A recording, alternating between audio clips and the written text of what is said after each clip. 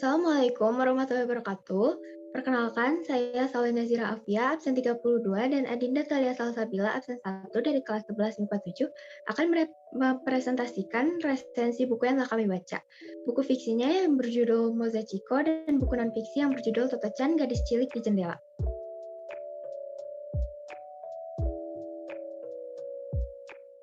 Pertama kita akan meresensi buku fiksi novel Mozachiko. Pertama dimulai dari identitas bukunya. Judulnya Mozachiko, jenisnya novel fiksi Indonesia, penulisnya Poppy Pertiwi, penerbitnya Love Awell, tahun terbitnya 2019, cetakan Pangkat. ISBN-nya 9786025406744. Tebal halamannya 352 halaman. Novel Mozachiko ini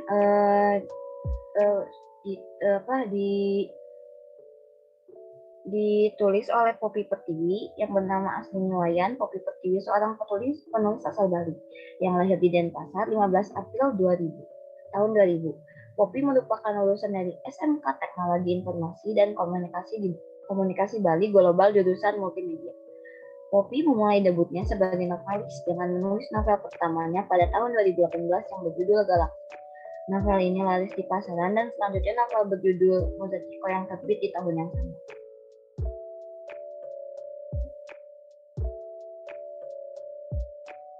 Pada bulan November 2018, novel Mozachiko sudah masuk pada cetakan kedua.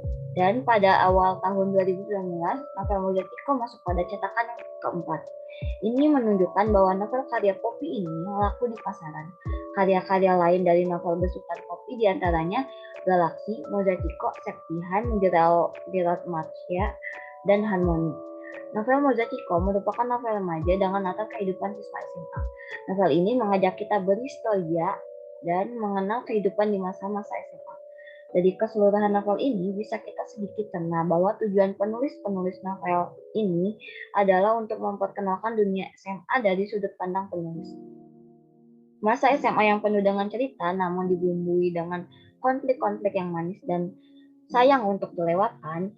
Dari novel ini kita diajak menyusuri kehidupan seorang Chiko Gadangga yang merupakan siswa yang penuh dengan sederet masalah di sekolahnya. Chiko Gadangga menjadi sorotan negatif di sekolahnya. Ikon bermasalah melekat pada diri Chiko Gadangga.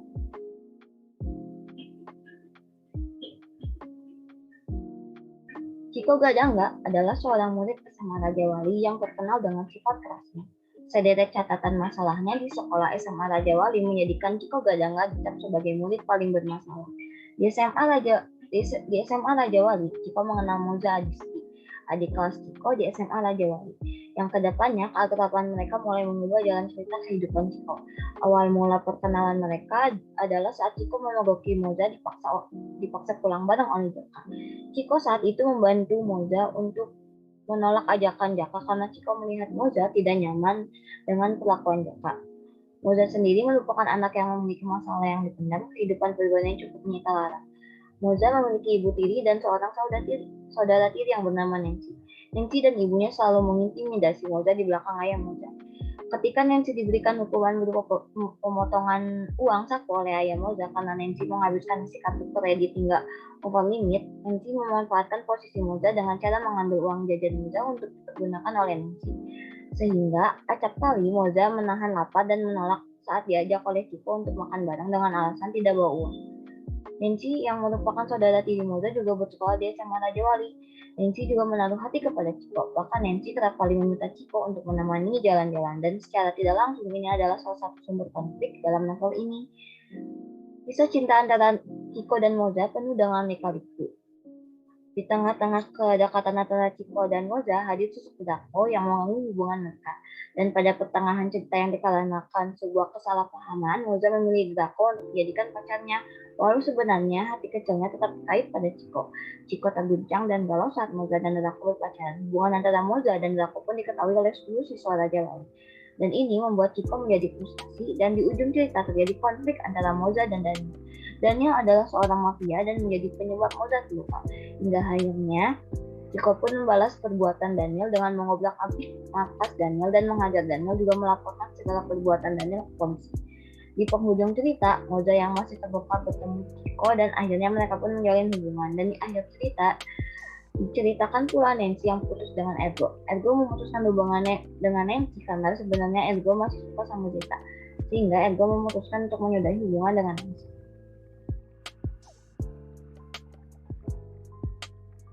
Novel ini memiliki cover seorang cowok berseragam SMA yang sangat menggambarkan sosok Chiko dan mempunyai alur yang baik dari setiap sesi. Kisah perjalanan Chiko yang keras membuat jantung pembaca terkacau kencang, dan konflik-konflik yang disisipkan dari setiap cerita membuat pembaca semakin penasaran.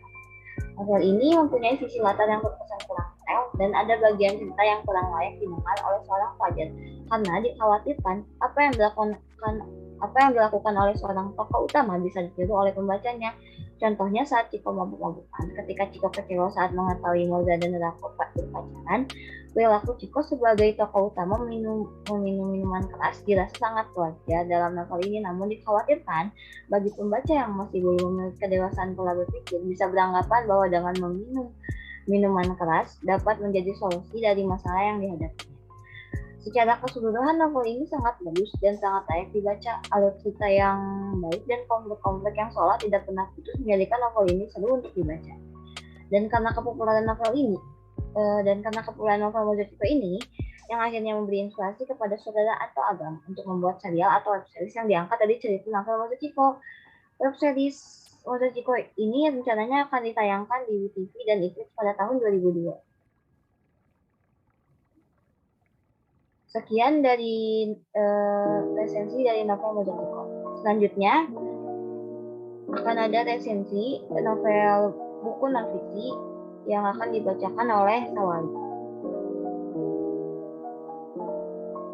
Selanjutnya adalah resensi dari buku non-fiksi yang berjudul Toto-chan, Si Gadis Cilik di Jendela. Penulisnya Tetsuko Kuroyanagi dengan alih bahasa Widya Kirana. Penerbit PT Gramedia Pustaka Utama, tempat terbit Jakarta, tahun terbit Januari 2017, cetakan ke-22, tebal buku 272 halaman.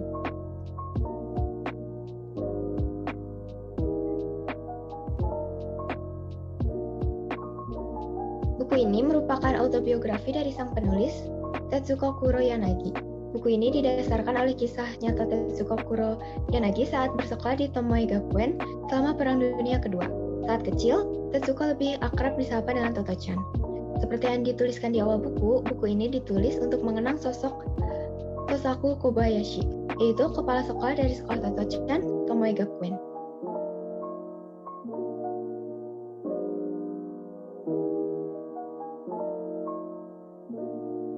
Toto-chan, Gadis Cilik di Jendela, bercerita tentang seorang gadis kecil yang dianggap nakal karena sering melakukan hal-hal aneh yang tidak wajar di sekolah.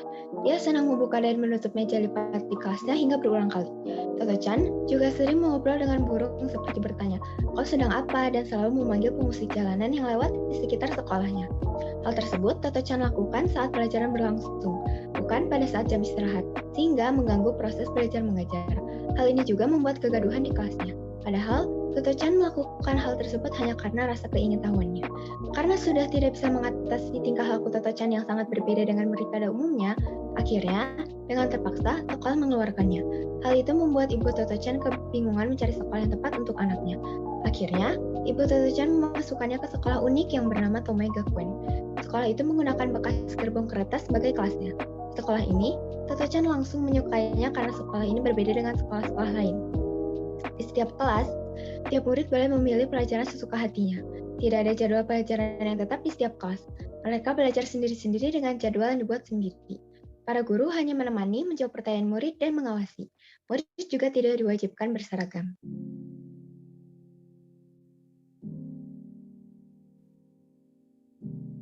Sang kepala sekolah, Susaku Kobayashi, yang mempunyai ide seperti itu. Beliau adalah orang yang sangat bijak, sangat mencintai anak-anak, dan sangat memahami anak-anak. Beliau sangat dicintai oleh murid-muridnya. Banyak hal yang dilakukan Toto-chan saat bersekolah di Tomoe Gakuen. Suatu ketika, Toto-chan menjatuhkan dompetnya ke dalam bak penampung kotoran. Lalu, dia pun mengaduk-aduk bak penampung kotoran untuk mencari dompetnya yang terjatuh ke dalamnya. Dia mengeluarkan isi bak hingga menggunung. Sang kepala sekolah melihatnya. Beliau tidak marah sama sekali. Beliau hanya memberikan respon yang sangat santai. Toto-chan melewati hari-harinya dengan penuh kegembiraan. Toto-chan dan teman-temannya yang lain bahkan tak menyadari bahwa perang Pasifik sudah pecah. Lalu, perang mulai terasa di kehidupan Toto-chan. Setiap hari, para pria dan pemuda di sekitar tempat tinggalnya dikirim untuk berperang. Beberapa hari kemudian, Tomoe Gakuen terbakar. Terbakarnya Tomoe Gakuen terjadi pada malam hari. Bom dijatuhkan oleh pesawat B-29 di atas gerbong-gerbong kelas. Tomoe Gakuen hangus saat tersisa. Toto-chan tidak pernah tahu bagaimana perasaan sang kepala sekolah saat melihatnya.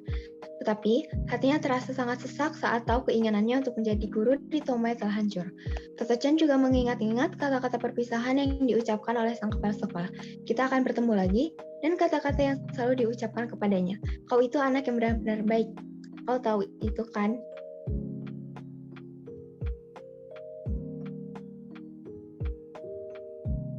Buku yang menjadi buku bestseller di Jepang ini memiliki cover buku tebal, sehingga tidak mudah robek dan rusak. Buku ini dilengkapi dengan ilustrasi yang menarik. Ilustrasi tersebut membuat kita dapat membayangkan suasana di Tomoe Gakuen. Pertama kali terbit di tahun 1981, buku ini tidak menggunakan bahasa yang rumit dan tidak mudah dipahami. Bahasa yang dipakai membuat buku ini asyik dibaca di waktu luang. Tetapi, ada beberapa bab di buku ini yang terasa membosankan. Sang penulis menggunakan kata-kata yang berulang, sehingga membuat beberapa cerita memiliki kesan yang monoton dan membosankan. Beberapa istilah dalam bahasa Jepang juga tidak diterjemahkan ke dalam bahasa Indonesia. Oleh sebab itu, bagi pembaca yang tidak cakap berbahasa Jepang tidak paham apa maksud dari istilah-istilah tersebut. Buku ini sangat cocok untuk dibaca oleh semua orang, terutama orang-orang yang peduli tentang arus pendidikan nasional maupun internasional. Contohnya guru. Mereka mungkin dapat menggunakan cara yang sama dengan sekolah Tomoe Gakuen untuk mengembangkan pendidikan di Indonesia maupun dunia. Para orang tua tentu ingin anaknya mendapatkan pendidikan yang berkualitas, sehingga orang tua dapat memasukkan anaknya ke sekolah yang tepat seperti yang dilakukan oleh Ibunda Toto-chan. Buku ini membuat pengajar dan orang tua bisa lebih mengerti tentang pola pikir anak-anak.